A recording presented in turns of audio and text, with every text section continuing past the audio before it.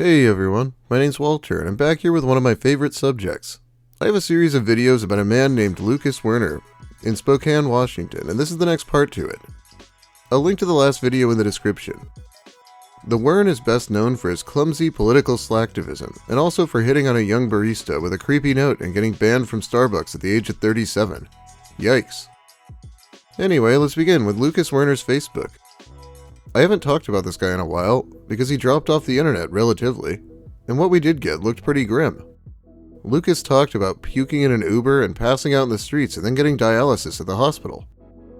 Threw up in an Uber and immediately collapsed in a convenience store where he left me to call for help. Been days of needing to sit down on walks. Thought it was the sun. Turns out it's low blood pressure. Hospital is looking after me for the next few days. You lick it up or clean it off the seats of the Uber, poor working class citizen. Tomorrow I'm having kidney dialysis for a few days. Dehydration.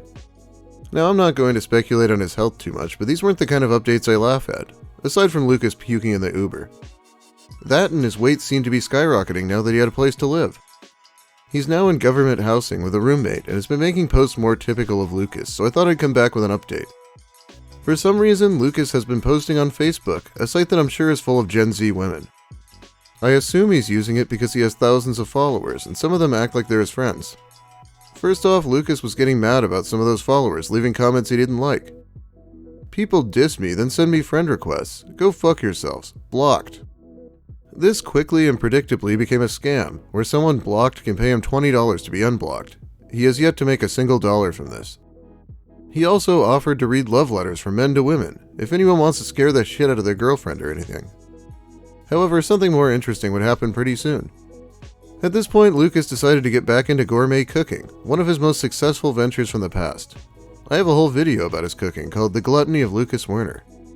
Anyway, he bought this box that gave him roasts, steaks, ground beef, stew meat, and cube steaks.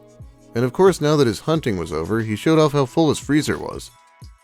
Make sure you're not eating, because we're going to be looking at Lucas's cooking here. First, we have a cube steak sandwich using 3 of his current favorite ingredients: ketchup, Kraft cheese, and thyme, which is a spice in case you're not familiar. He's bought 72 slices of Kraft cheese, and I assume that lasts him about a week. Here's some ramen he made. Thyme, little bit of ketchup, Kraft single, garlic salt, all up in my ramen. This shit was badass, y'all. Okay, how about a politics break?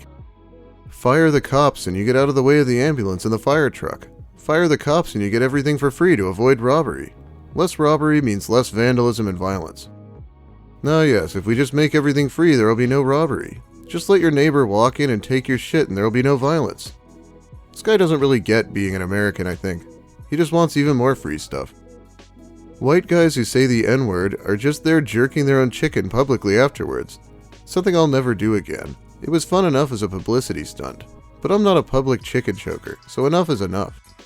A publicity stunt? What does he think, he's Kanye now? If you don't know, Lucas has a bit of a history with that word. One time he just decided he'd spam it on Facebook until a Gen Z girl dated him. That didn't work somehow. If liberals are so accepting, then Gen Z liberal women ought to accept me. This is a good look into why Lucas says he's a liberal. We all knew it, but he spelled it out for us here. And now we have a roast that Chef Lucas is covered in butter. Here it is finished, and if Lucas wasn't such a staunch atheist, I might think he burned this roast at the stake. But at least he didn't add anything too weird this time. It's about to get a lot worse. Couple hoagie grilled cheeses made the situation better. Yeah, so Kraft grilled cheese, but why is he dipping it in ketchup? I don't like this stuff so much personally, but even if you did, would you dip your grilled cheese sandwich in it? I need a girlfriend, dude. Well, just keep cooking. I hear women love a man who can cook. Here it gets a little weirder.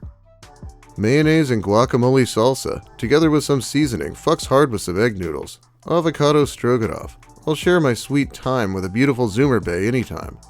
I served this to myself and my buddy, and we both agreed that avocado salsa slaps as a pasta sauce. I also had cheese in this savage beast. Fucking bitchin'. So add mayonnaise to the list. We'll be seeing a lot of it. So we have mayo and thyme in this Wern signature dish. As for the outdated slang, I guess this is how you attract a young girlfriend. Act like what you think a dickhead influencer would, but without the money. Did you guys like that buttered up pot roast I did earlier last week? Well, since I'm fresh out of butter, I'm going to do up another 5-pounder in garlic, thyme, and tangy mustard barbecue sauce. The garlic will stuff the roast and the whole thing coated in the tangy. Add the tangy mustard barbecue sauce to the list, he'll be using that. So I guess the first roast was good enough that he decided to do it again. But covered in mustard barbecue sauce this time. And his one spice, thyme of course. Why is he just baking the vegetables for hours along with the roast? Could this really be edible by the end? You ladies are missing out on my cooking, but my homies are taking your share. Yeah, they're certainly missing out on something. Something probably covered in ketchup and thyme. Somewhere around here he changed his profile picture. Not sure where he got this, but it looks about as good as his food does. From what I've been reading, medieval peasants lived better lives than those working for minimum wage today, and peasants were working for a minimum wage at that time, which was kick-ass compared to how the working poor live now. Where the hell did he read that? There was no minimum wage back then, and those people could barely afford to eat enough to keep working all the time. His history's about as good as his biology, apparently. I'm 42. Telling me to date women my own age is bigotry, and unblocks will cost you $20. Oh, don't worry. I'll DM you my payment details on PayPal and Cash App before I block you. Don't worry, I will not tell you to date women your own age. I would hate to subject 42-year-old women to the Wern, just as much as anyone else. Okay, one more and then let's get back to food. If you're an incredibly attractive woman or highly popular Facebook micro-celebrity, I highly urge you to charge people money who send you friend requests.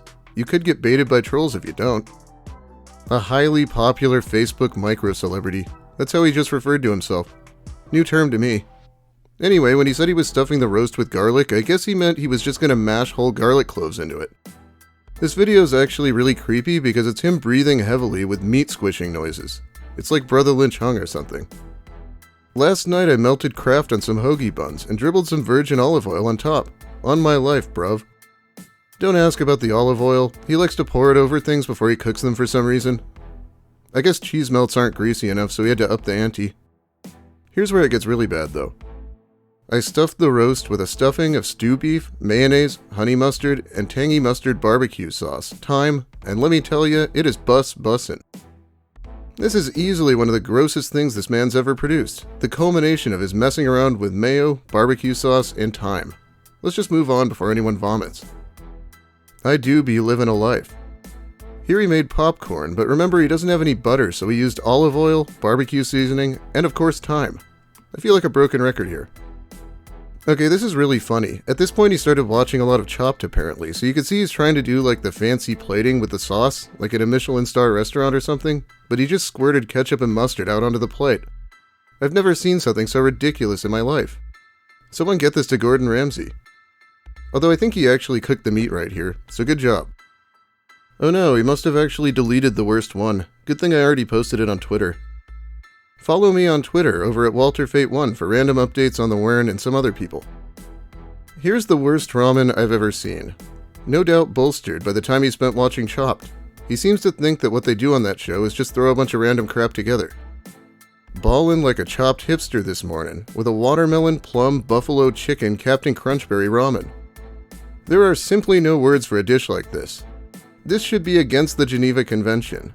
We should apologize to Japan as a nation for allowing this on government money. Well, that is actually all the food, so let's read a few more posts. Would you buy Wern merch?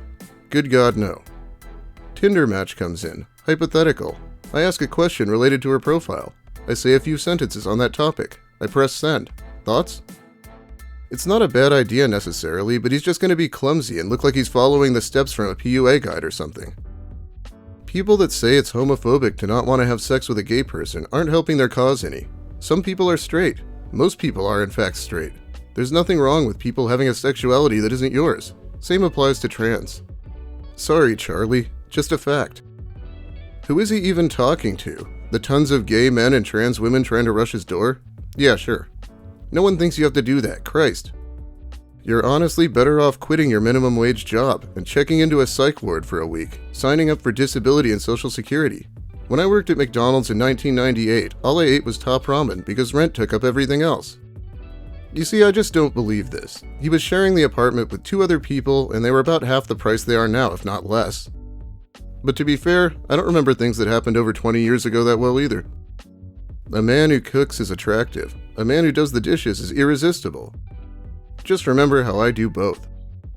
I mean, he lives alone aside from his roommate. Somebody obviously has to wash the dishes. But let's give him a big hand, I guess. Ya boy, do the dishes. Right, but is my head attractive? In this orange shirt, he looks like a pumpkin, which I guess is appropriate for the season.